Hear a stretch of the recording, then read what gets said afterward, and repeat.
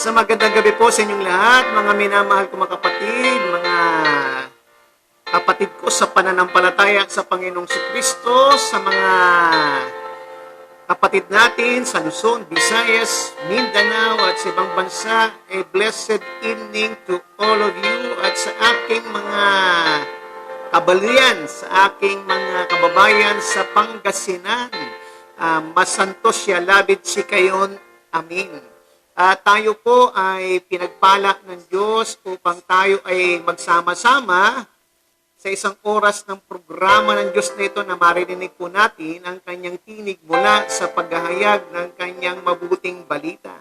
Kaya mga minamahal ko mga kapatid, tayo po ay mag-anyaya na ng ating mga katabi, ng ating mga kaibigan. Tayo po ay magsisimula na. At atin andito na't kasama na natin si Ate Mary, si Ate Mary Ann, at ang mga Kangayo family. Kasama na rin natin sila Ate Tina Perez, at bumabati po ng isang mapayapang mapagpalang gabi po sa inyong lahat ng mga anak ng Diyos. At yan, at kasama na rin natin si Ate Rose Bangate ng Ligaw Albay, ang aking magandang mami na si Mami Glo, Nanay Bising. Kasama na rin po natin ang Pahardo family, si Ate Marisa, si Ate Che, si Kuya Boy. Kasama na rin natin kapatid sila Ate Daisy ng Curayaw at sila Kuya Romy Ganson, Ate Edna, at ang aking tukaya na si Ate Inday. At kasama rin natin sila Ate Marita, Alyabans family, ang Vergara family, si Ate Ninita dyan sa Dapitan, ang mga Espinosa, ang Lebrilla family, ang Luanson family, sila Ate Dina, kasama na natin. At sino pa? Sila Ate Tess, kasama na rin natin. Sila Ate Angel, kasama na rin po natin, Angel Borja.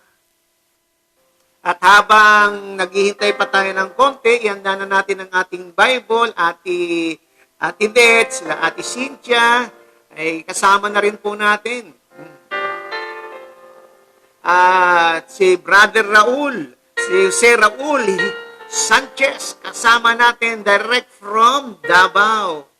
At ang mga kapatid natin sa Lawaan, Eastern Samar, kasama rin po natin ang Bonyol family, sila Ate Cheng, sila Ate Brother Danny, sila Brother Dennis, at sila Nanay Gunding, at ang mga kapatid natin na sila Ate Elaine, at sila Lalaine, yan, kasama rin natin. At si Ate Cherry, kasama rin po natin ang Villa Flores family, ang Sapno family, at ang Sino family, kasama rin po natin. At sa mga kapatid din natin sa Bacubac, Basay, kasama natin sina Pastor Lance, na nagme-ministeryo po sa Hulita Leyte. At gayon din po ang mga kapatid natin na pinangungunahan po ni Brother Pastor Ruel Cabirik diyan po sa Bacubac, Basay. At sila Tate Bulding, Nanay Vicky. At ayan, nakita ko rin ang pangalan ng magiting na apo namin na si Kislib na nasa Aplaya at nanonood po.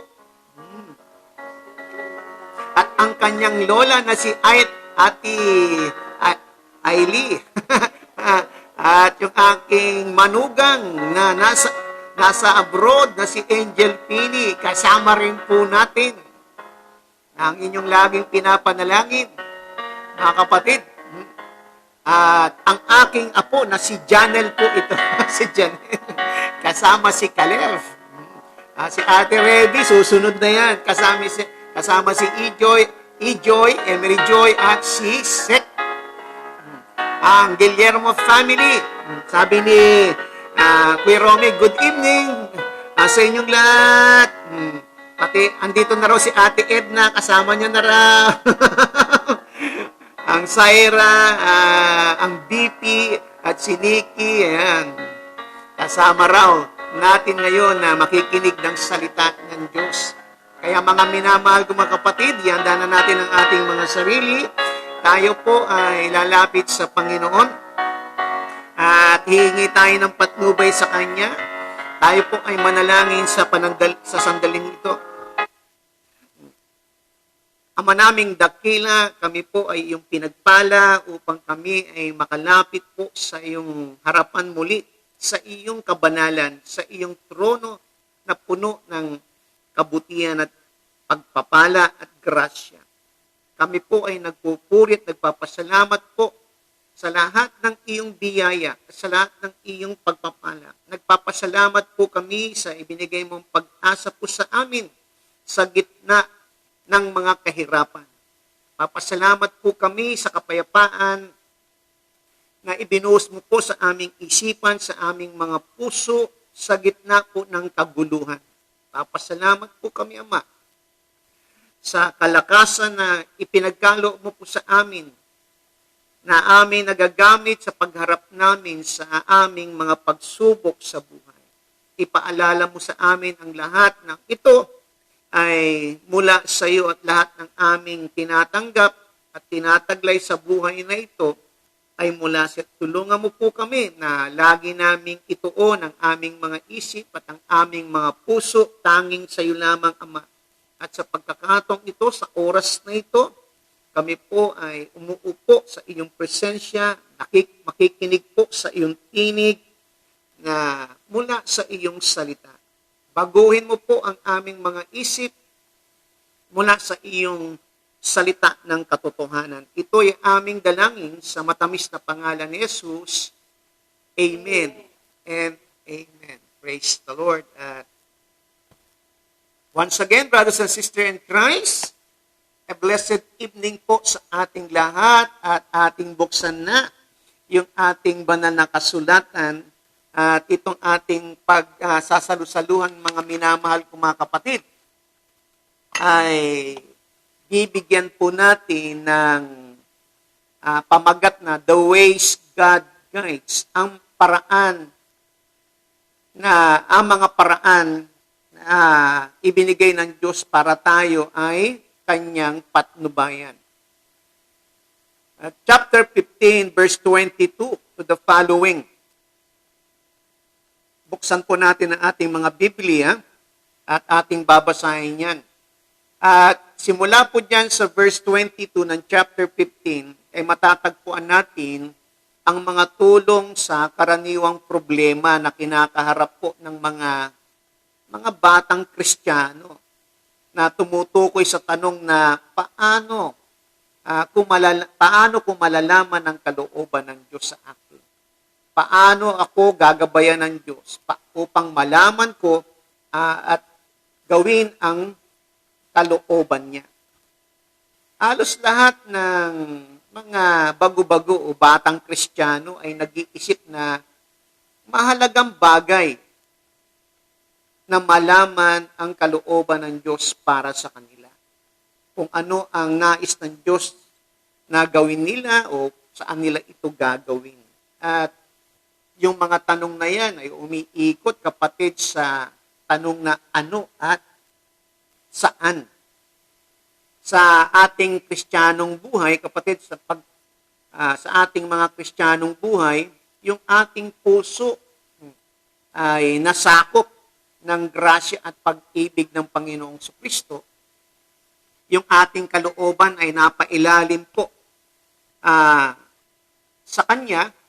Nais natin na maglingkod sa Diyos. Ngunit sa ating pagnanais na maglingkod sa Diyos, hindi natin alam kung paano natin gagawin ito. Hindi rin natin alam kung ano ang kalooban niya na pinagagawa niya sa atin. At tila baga ito ang isang mahirap na problema. At maraming ang mga batang mga bago-bagong mga Kristiyano ang nakikipagbuno sa ganitong problemang ito. Ang importante sa Diyos, kapatid, ay hindi kung ano at kung saan tayo gagawa. Kung ano ang gagawin natin na kalooban ng Diyos, kung saan natin gagawin ito, maaari kapatid na ito ay importante sa iyo. Ngunit sa Diyos, hindi ito importante. Ang importante sa Diyos, kapatid, ay kung papaano mo gagawin ang kanyang kalooban. Ang importante sa Diyos kung anong resources ang gagamitin mo sa paggawa mo ng kalooban ng Diyos. Ang importante sa Diyos kung saan ka didepende sa iyong pagkilos at paggawa sa kalooban ng Diyos. Yan ang importante sa Diyos. At dito po sa ating babasahin sa chapter 15 na magsisimula sa verses chapter 22 verses 22 up to chapter 16, 1 to 10, kapatid, ay nagpapahiwatig ito ng mga paraan na nagbibigay ng patnubay ng Diyos para sa atin. At ipinapahiwatig niya dito, ipinapaalam niya sa atin yung kanyang kalooban, yung kanyang isip. Kaya po, itong ating pag-aaralan ay mga praktikal na paraan na ibinigay sa atin sa tulong ng Espiritu Santo. Kaya maingat po nating buksan yung ating mga Bible at maingat nating sundan ang mga pag-aaral na ito, itong mga paraan na ito habang ating pinag-aaralan sabay-sabay yung gabay ng Diyos para sa atin. Okay, buksan po natin sa verse 22. Basahin po natin verse 22 to 29. Nang magkagayoy, minabuti ng mga apostol at ng matatanda, pati na ang buong iglesia na pumili ng kalalakihan mula sa kanilang bilang at isugo sa Antioquia na kasama nila Pablo at Bernabe. Isinugo nila si Judas na tinatawag na Barsabas at si Silas na mga nangungunang lalaki sa mga kapatid. Verse 23, at isinulat sa pamamagitan ng kamay nila ang mga apostol at ang mga matanda, ang mga kapatid, sa mga kapatid na nasa mga hintil sa Antioquia at Syria at Cilicia ay bumabati. Yamang aming nabalitaan na ang ilang tao mula sa amin ay nagsabi ng mga bagay upang bagabagin kayo at ginugulo ang inyong mga isip gayong hindi namin sila binigyan ng tagubilin. Verse 25, ay may pagkakaisa naming ipinasya na humirang ng mga lalaki at isugo sila sa inyo na kasama ng aming mga minamahal na sina Bernabe at Pablo. Na ang mga lalaking nagsuong ng kanilang mga buhay sa panganib alang-alang sa pangalan ng ating Panginoong Hesukristo. Kaya't isinugo namin sina Judas at Silas na magsasabi sa inyo na gayon ding mga bagay sa pamamagitan ng salita ng bibig, sapagkat minabuti ng Espiritu Santo at namin na huwag kayong pagpasanin ng higit na mabigat na pasanin maliban sa mga bagay na ito na kailangan, na kayo'y umiwas sa mga bagay na inihandog sa mga Diyos-Diyosan, sa dugo, sa mga binigti at sa pakikiapid. Kung kayo'y iiwas sa mga bagay na ito, ay ikabubuti ninyo. Paalam. Ito po yung sulat na ipinadala sa pamamagitan nila Judas at na tinatawag na Barsabas at ni Silas. At dito po sa binasa po natin mga minamahal ay nagpapahiwatig po ng isang prinsipyo ng paraan ng patnubay ng Diyos. Tayo, nais natin na malaman kung ano ba yung nais ng Diyos na ating gawin.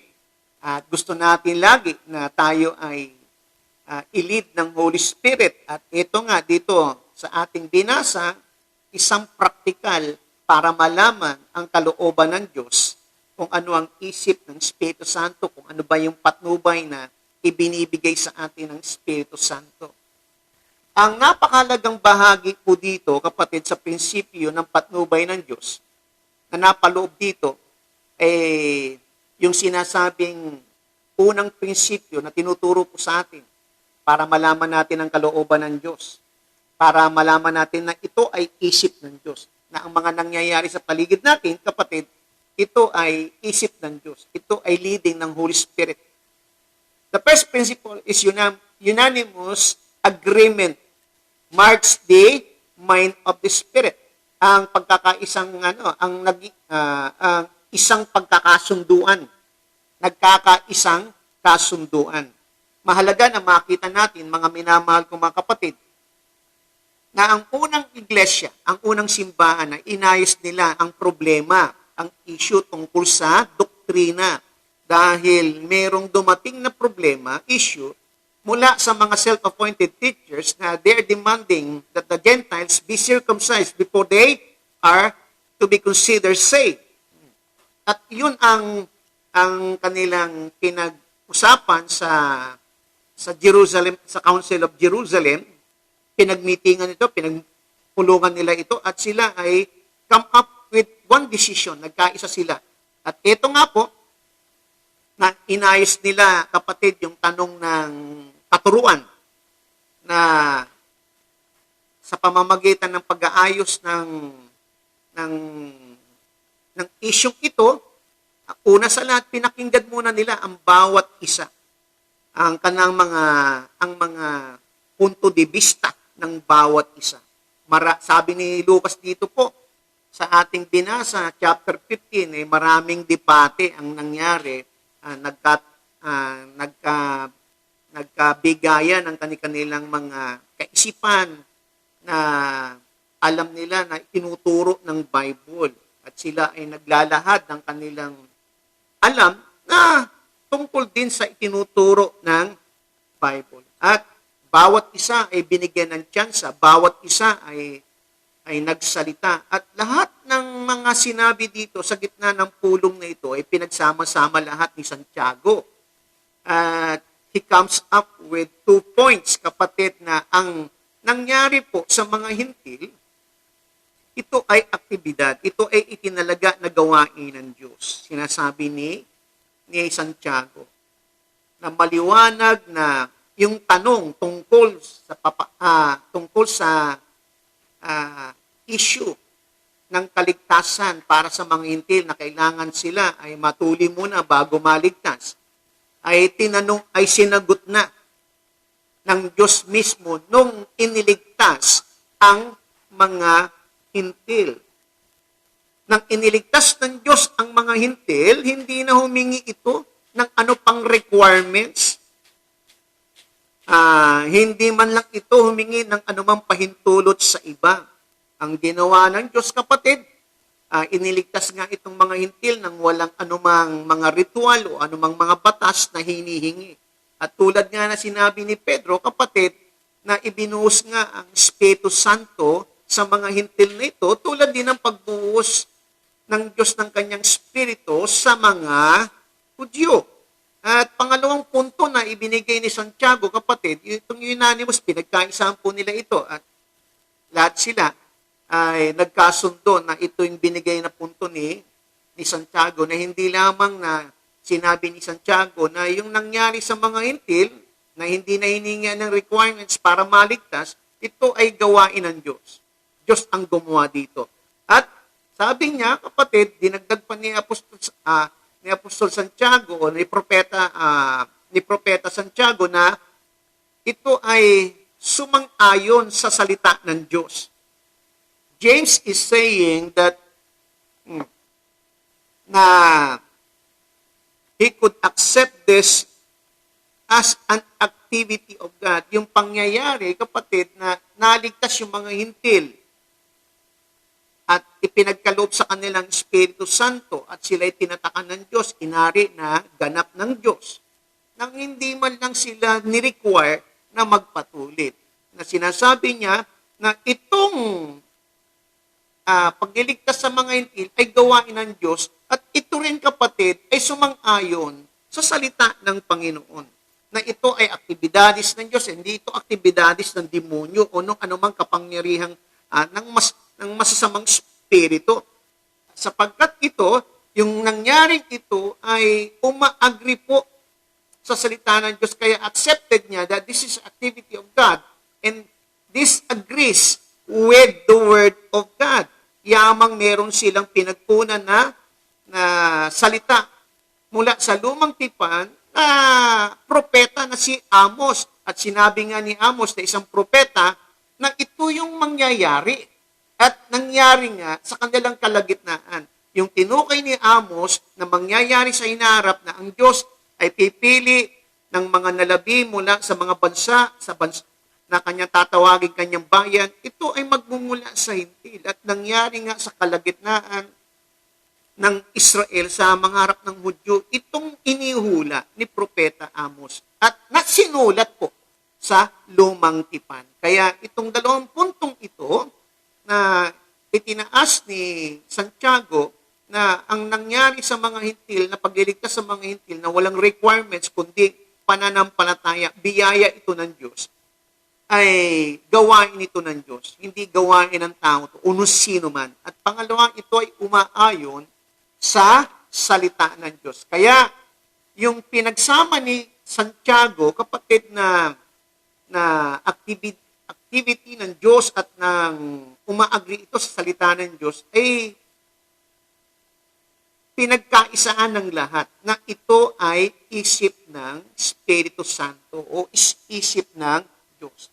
Napagtanto ng mga nagpulong po at sila po ay come up with a decision na ito ay kilos ng Diyos. Ang Diyos ay nasa gitna nila at maaari na ipaalam ng Diyos ang kanyang kalooban sa kanilang kalagitnaan at naunawaan nila na kapag naabot nila ang pagkakaisa ng opinyon, ay natagpuan na nila ang isip ng Espiritu Santo. So the first principle of guidance from God, especially in matters of doctrine, is that unanimous agreement marks the mind of the Spirit.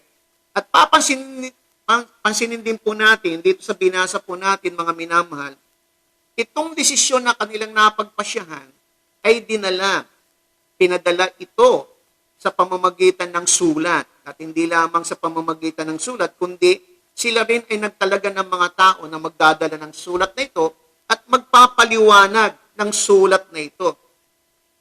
At ito ay isang napakahalagang aral na itinuturo sa atin ng Diyos. Na yung desisyon na itinala sa sulat, kapatid, ay ipinadala sa pamamagitan din ng mga itinalaga o appointed people to carry the message to the Church of Antioch.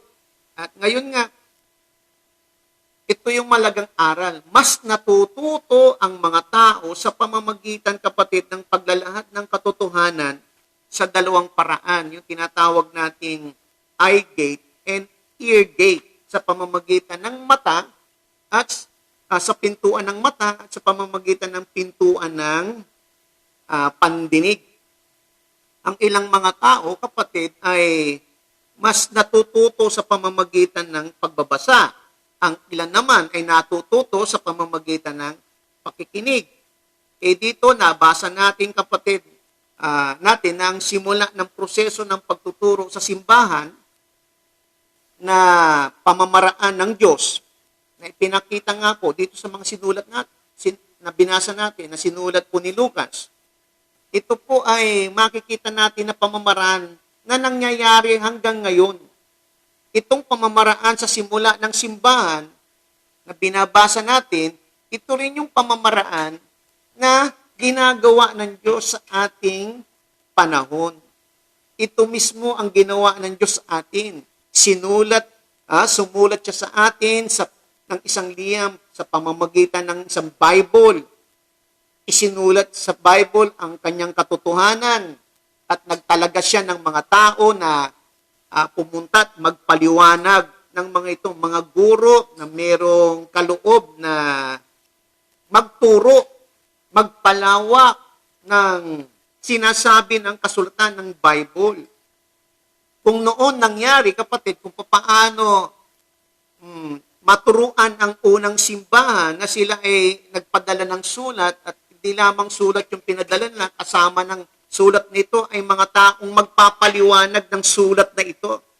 The same thing sa ating panahon, uulitin ko kapatid, na ang Diyos itong paraan na to ay ginagawa niya pa rin sa paraan sa panahon natin na siya ay sumulat ng kanyang salita sa Bible, ng kanyang katotohanan, at itong Bible na ito ay ipinapaliwanag ng kanyang mga pinagkalooban ng mga regalo, spiritual gifts of teaching and explaining, exhorting, preaching the Word of God. Kaya tayo ngayon, katulad nitong ginagawa ko, mga minamahal kapatid, binabasa natin ang Bible, at the same time, ipinapaliwanag ko po sa inyo na ako po ay merong kaloob ng pagpapaliwanag. I have the gift of explaining or interpreting the mystery of the Word. Yan po yung gift. At ako po ay ginagamit ko lang yung regalo na ibinigay sa akin ng Diyos upang sa gayon ay mahatid ko sa inyo ang katotohanan ng nais ng Diyos na inyong malaman ang kanyang kalooban. Na kapatid, itong mga taong ito kahit nung unang panahon, yung isinugo ng mga apostol at ng mga matatanda sa Jerusalem ay hindi lamang galing sa seminaryo. No, kapatid, hindi naman galing ito sa mga seminaryo. Hindi naman ito mga nag-aral, kundi kapatid sila ay mayroong spiritual gift of teaching, preaching, exhorting. Meron po silang ganyan at sila po yung ipinadala sa simbahan ng Antioquia, sa simbahan ng Iconium, ng Lystra, ng Derbe. Kaya't ang mga lalaking ito ay nagpunta po sa Antioquia, nagdala ang salita, ang katotohanan, ang liyam, at kanilang ipinaliwanag ito, pinaliwanag nila ang banal na kasulatan. Natuklasan nila na ang kaisipan ng Espiritu Santo sa pamamagitan ng prinsipyo ng pagkakaisa ng pagtuturo ng doktrina. Pangalawang prinsipyo po na mababasa po natin, na matatagpuan po natin sa verse 30 to 35. Ating buksan muli, baksahin natin, Ate Loida at Kuya Efren, yung sinasabi po dito sa verse 30 sa ating Bible. Kaya't nang sila'y makaalis na, pumunta sila sa Antioquia, nang matipon na nila ang kapulungan ay kanilang ibinigay ang sulat. Nang ito'y kanilang mabasa, sila ay nagalak. At nagalak sa pangaral. Sina Judas at si Silas na mga propeta rin naman ay nagsalita ng marami upang pasiglahin at palakasin ang mga kapatid. Pagkatapos na sila'y manatili roon ng ilang panahon, sila'y payapang pinabalik ng mga kapatid sa mga nagsugo sa kanila. Verse 34 to 35, ngunit minabuti ni Silas ang manatili roon, ngunit nanatili sina Pablo at si Bernabe sa Antioquia na itinuturo at ipinangangaral ang salita ng Panginoon na kasama rin ang marami pang iba. Now, the second principle, kapatid, the ways God guides, ang prinsipyo na itinuturo dito sa atin na mga pamamaraan ng Diyos kung paano ipakita niya ang kanyang patnubay.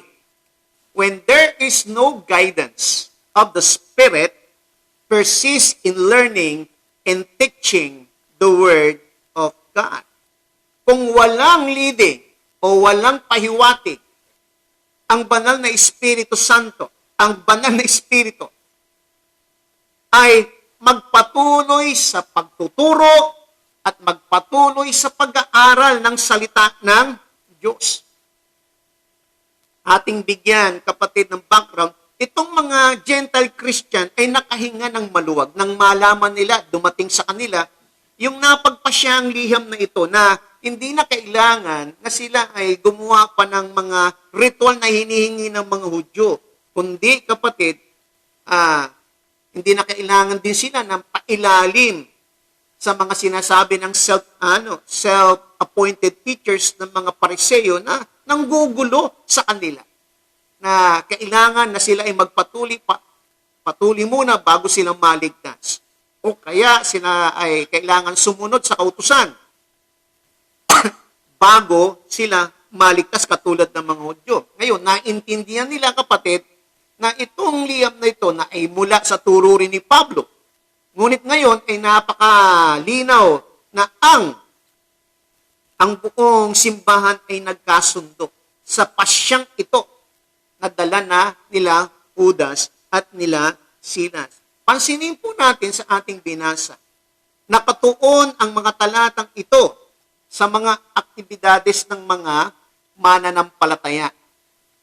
Kung walang espesyal na kilos ng Espiritu o walang patnubay ng Espiritu Santo, ang mga mananampalataya, kapatid, ay mayroong ginagawa. At ano bang ginagawa? Si Judas, si Silas ay bumaba kasama ni Pablo at ni Barnabas at ginugol nila ang kanilang oras, kanilang panahon by exhorting the brethren, sabi ng verse 32. They exhorted the brethren with many words and strengthening them. Sila ay kanilang pinagpayuhan, pinalakas sila sa kanilang pananampalataya. Itong talatang ito, ibinigay ang sarili na pinakamalaga. Tandaan po natin na itong mga taong ito, ibinigay nila, sila Pablo, sila Silas, sila Judas, sila Barnabas, ibinigay nila ang kanilang sarili sa mga pangunahing aktibidades ng Kristyanismo. Sila po ay nagturo ng salita ng Diyos, pinasiglan nila ang kalooban ng mga Kristiyanong hintil na ito. Bawat isa sa ating mga Kristiyano, dapat din natin ilagay yung ating mga sarili sa pinakamahalaga at pangunahing aktibidades ng Kristiyano. Yung kaalaman, yung pangunawa sa salita ng Diyos. Ilagay natin yung ating sarili sa pag-aaral ng salita ng Diyos. Ito yung kaayusan, ito yung laging kaayusan, at ito yung nasa panahon. Kung wala mang kilos ang banal na Espiritu Santo, kung wala mang ipinapahiwatig na gabay ang Espiritu Santo sa atin na para tayo ay gumawa sa gawain ng Panginoon, kalooban ng Diyos, ang gagawin natin, kapatid, ay katulad ng ginawa nila Judas, sila Silas, sila Barnabas, nila Pablo, na sila ay nagturo, nangaral. Gayon din, kapatid, ang pagtuturo at pangangaral ng salita ng Diyos, sabi po, huwag niyong kakalimutan, sabi dito, si Pablo at si Barnabas ay nanatili po sa Antioch. Hindi nila inaksaya yung kanilang oras na sa paghihintay ng kilos ng Espiritu, kung ano yung pinagagawa sa kanila, kundi ang kanilang ginawa ay ginugol nila ang kanilang mga oras sa pagtuturo, sa pangangaral ng salita ng Diyos, sa pagpapalakas ng pananampalataya nitong mga mananampalataya ng mga hintil. Ngunit wag din natin palalampasin yung huling talata na sinasabi sa verse 35. With many others also, they remain in the city of Antioch, teaching and preaching the word of God, and with many others also. Sa kongregasyon na ito, bukod sa apat na nabanggit na sila Pablo, si Silas, si Barnabas, at si Judas, kapatid, na may ilan din na mga Kristiyano na may kaloob ng teaching and preaching ang kasama nila na gumagawa po sa simbahan ng Antioquia. Ito ay ginamit nila, itong kaloob na ito ng preaching, exhorting, and preaching, kapatid, ay ginamit nila sa church sa Antioch at sa mga paligid nito. Yung po yung sinasabi na prinsipyo.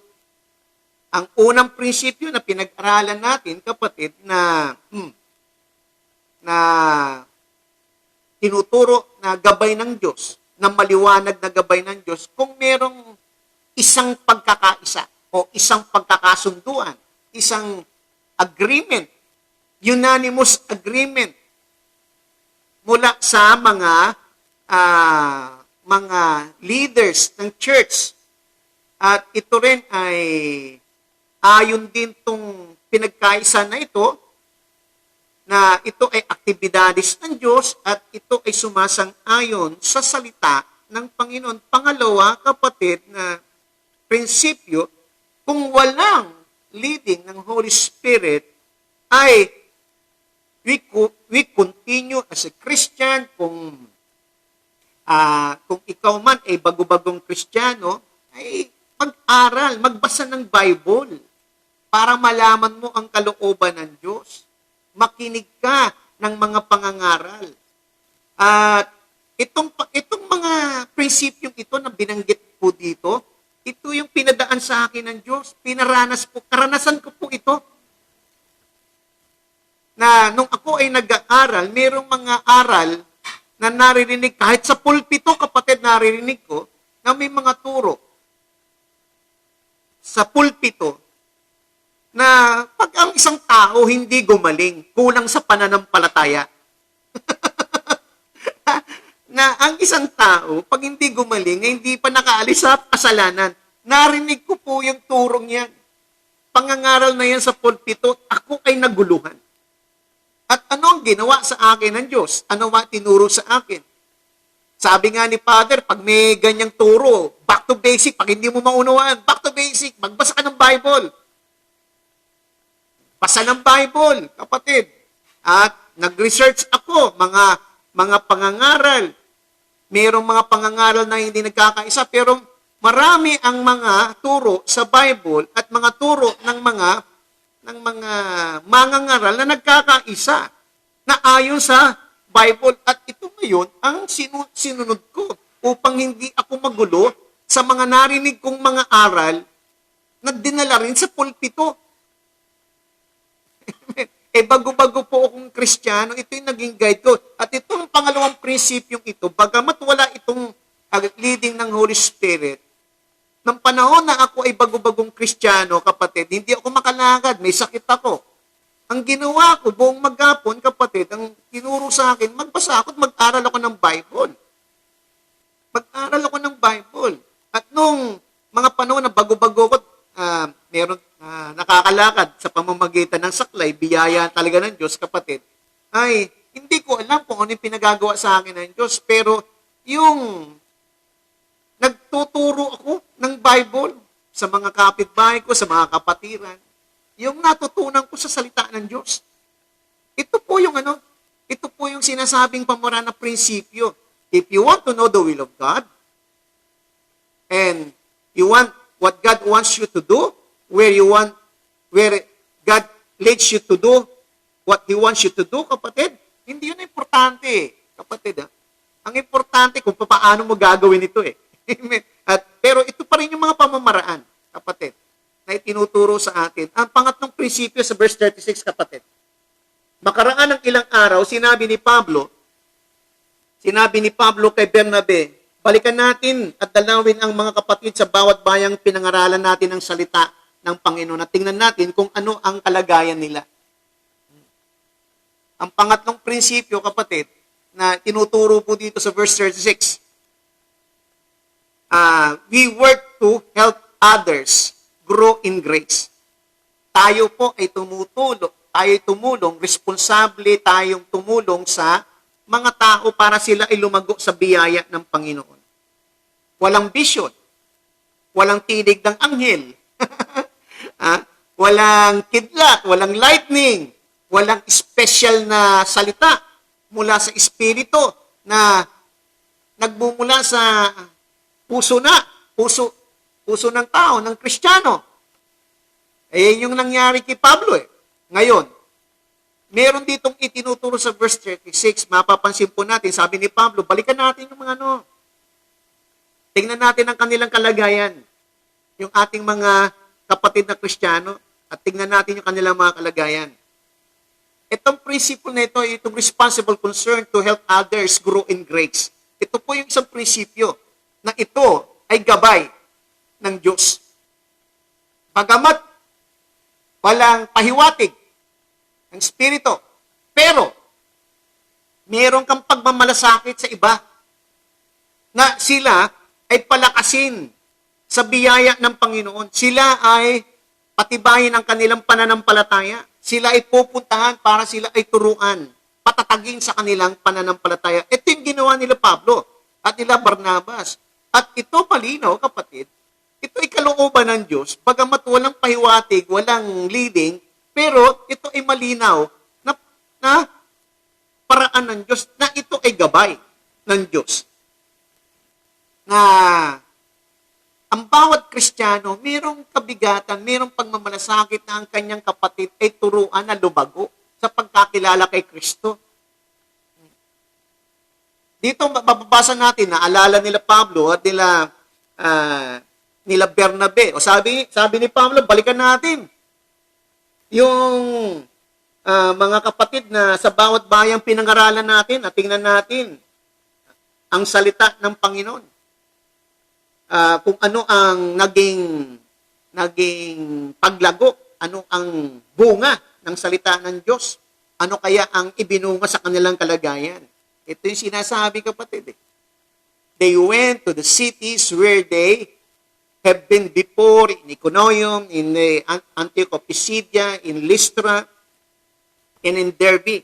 Alam nila na ang mga Kristiyanong mga hintil na ito ay hindi pa ganon kalalim, ganong karami o ang kaalaman tungkol sa payo o salita ng Diyos. Na itong salita ng Diyos na punong-puno ng katotohanan ay dapat nilang ituro at ipaunawa sa mga hintil na ito. At ang kailangan, kapatid, ay puntahan at turuan nga po. Dahil ayaw din nila, kapatid, ang concern nila na itong mga kapatiran na ito, ayaw nilang magkulang ng kaalaman sa karanasan nila sa pagiging Kristiyano. Kaya sila ay pumunta at they imparted these truths to them. I remember, kapatid, Romans chapter 1 verse 11 says, kapatid, nagnanasa ako na pumunta ako dyan, kung luluobin ng Diyos at ito ay lead ng Espiritu Santo, sabi ni Apostol Pablo, upang aking i-impart din ang mga gifts na meron ako, aking ibahagi sa inyo ang kaloob na biyaya ng Diyos sa akin para sa inyo. Yun yung sinasabi ni Pablo. At dito, gabay ba? Ano ang paraan ng Diyos para bigyan ng patnubay ang mga Kristiyano? Ang Kristiyano ay bibigyan niya, kapatid, ng responsible concern for others that they may grow in the grace of God. Ito, kapatid, yung perfecto at wastong leading ng Holy Spirit. God doesn't want to give orders to you about everything you do. He is not interested, kapatid, sa mga robots, sa automaton. Ang gusto niya, kapatid, sa sandaling madiskubre mo, ang kapangyarihan, kumilos sa iyong buhay, si Kristo na nasa iyo, na nasa kalooban mo, na nasa buhay mo, ay kikilos upang tugunin yung pinili mo na gawin na kalooban ng Diyos. Tutugunin ka. At itong initiative na ito na mula sa iyo ay kanyang aayunan, sasamahan ito ng Diyos. Ito yung concern, ito yung sinasabi rin ni Pablo, kapatid, sa Philippians chapter 2, verse 12 to 13. Work out your salvation through fear and trembling, for it is God that is working in you, both to will and to do of His pleasure, according to His pleasure. O ngayon, kapatid, na sinasabi ni Pablo na work out your salvation. Ibig sabihin, gumawa ka, kumilos ka ng solusyon ng iyong pagiging Kristiyano. Yamang ikaw ay Kristiyano, ikaw ay ligtas, i-exercise mo yan. Gamitin mo yan. Huwag ka lang maupo dyan. Kumilos ka dyan. ng merong takot at paginginig na gawin ang kalooban ng Diyos. Siya ang nagbigay ng pagnanasa upang gawin mo at isakatuparan mo yung kanyang kalooban. Sabi ng verse 13. Ibig sabihin, hindi yung salvation, kundi kapatid, hindi mo i-work out yung salvation mo, kundi yamang ikaw ay ligtas. Ito yung sinasabi natin gagawa ka na. Hindi gagawa ka para maligtas. Ngayon ligtas ka na, gawin mo yung nararapat na gawin ng isang taong ligtas. Na ibahagi mo ang kaligtasan ito. Ibahagi mo yung kaalaman mo sa Panginoon. Ibahagi mo, ikuwento mo ang Panginoong Kristo sa kapatid mo, sa ibang tao. Work out. Move in. Hindi na kailangan, kapatid, na maghintay ka pa, kapatid, ng mga imbitasyon sa labas. O, pumunta ka dito, hindi na kailangan. You don't have to wait. Sabi, work out. Gawin mo na. You don't have to wait. Move on. Ikaw ay move out. Lumabas ka na. Kumilos ka na. Sinasabi po ng Philippians chapter 2 sa mga pananalita ni Apostol Pablo. If you sense an opportunity to show responsible concern for another, move into it. Kung nararamdaman mo isang pagkakataon na ikaw ay may pagmamalasakit para sa iba, na sila ay maturuan mo, palakasin mo at makita yung kanilang kalagayan, sila ay sumagana sa biyaya ng Diyos, ng Panginoon, ay gawin mo na. Huwag ka na maghintay. Ito ay kilos ng Diyos. Ito ay patnubay. Ito ang pamamaraan ng patnubay ng Diyos sa bawat Kristiyano. At pag kumilos ka, bagamat walang leading ng Holy Spirit, God will be with you in it. Sasamahan ka ng Diyos. Dahil maliwanag ang sabi ng Panginoon.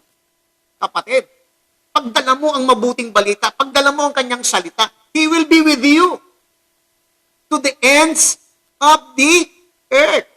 Yan ang tatlong prinsipyo. 7 po ito. Dito ko muna pansamantalang tatapusin po itong puntong ito. 7 po ito hanggang chapter 16 verse 1 to 10. Makikita natin.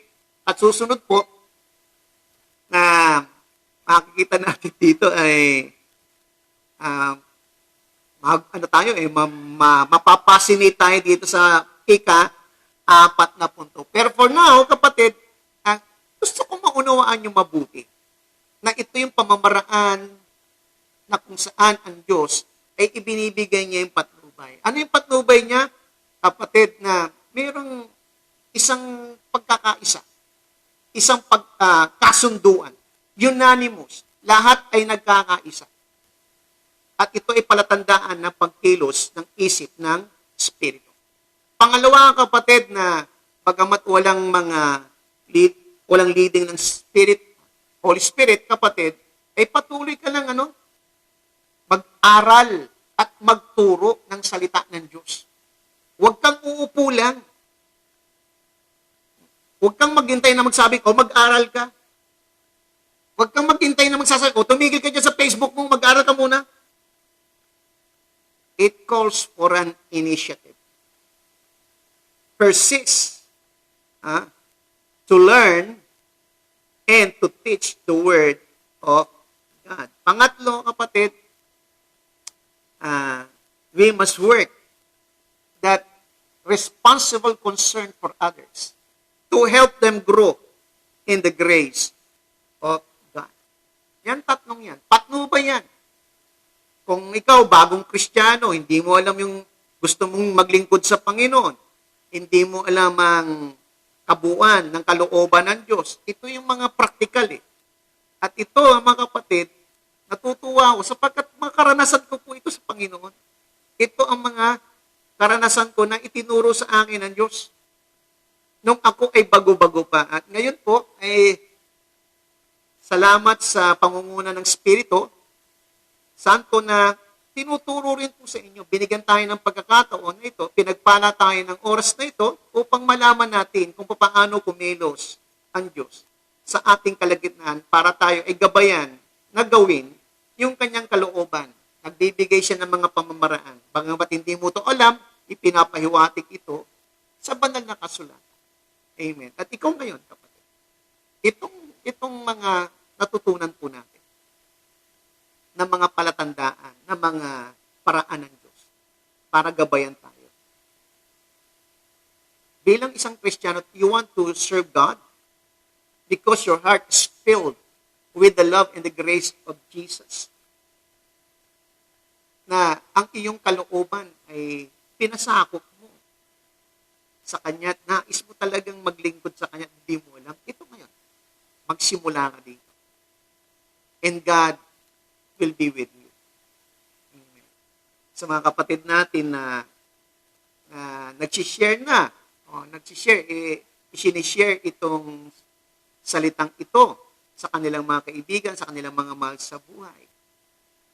Para yung iba rin, kapatid, ay tumibay ang kanilang mga kalooban. Tumibay ang kanilang mga pananampalataya. And this is the work of God. And it is agreeable. It agrees with the word of God. Amen. Tayo po ay manalangin sa oras na ito. Ama namin Diyos na dakila, salamat po at patuloy mong binabago ang aming isipan at inaayon ito sa iyong kalooban, sa iyong salita. Lagi po, nadalangin po namin na maituon namin ang aming mga isip at ang aming mga puso sa iyong salita. Salita ng katotohanan. Salita ng buhay. Maraming salamat po sa kaliwanagan at sa pagpapala ng kaalaman at karunungan mula sa iyong salita. Dalangin ko po, Ama, na ang kabutihan mo ay patuloy na sumagana sa buhay ni Paulo Rey at ni Paulo. Gayon din po si Glay, na sila po ay ligtas po sa kanilang swab test. At dalangin ko po ang pagsama po kay Glay sa kanyang pag-abroad. Dalangin ko po na ang maluwalhati, ligtas na kanyang pagpunta sa kanyang paroroonan, na mayroong pag-asa na ang kanyang pamilya ay nasa iyong kamay na iyong iingatan din, Panginoon. Maraming salamat din po, Ama, sa mga kapatid ko na aking kasama, na iyong pinagpalat, iningatan pati na ang kanilang pamilya. Purihin ka, dakilahin ka, O Diyos, sa pangalan ni Jesus. Amen and amen. Praise the Lord. At mga minamahal kong mga kapatid, at ayan, muli, mamayang susunod na si Pastor Fred, Victory in Christ. At bukas ng umaga, ang mga kapatid natin na masisipag na mga sundalo ng Panginoon. Ang inyong mapapakinggan. Alas 5 po ng umaga yan. At loobin ng Diyos sa araw ng bukas, ganito ring oras, mga minamahal kong mga kapatid, ay makasama nyo uli ang inyong abang lingkod na ito na magdadala sa inyo ng mabuting balita. At huwag niyong kakalimutan lagi, kapatid, na ang inyong mga Bible ay inyong buksan, basahin po ito. Sapagkat yan ang sulat ng Panginoon sa atin. Yan ang katotohanan upang ang ating buhay ay makapamuhay sa katotohanan. God bless po sa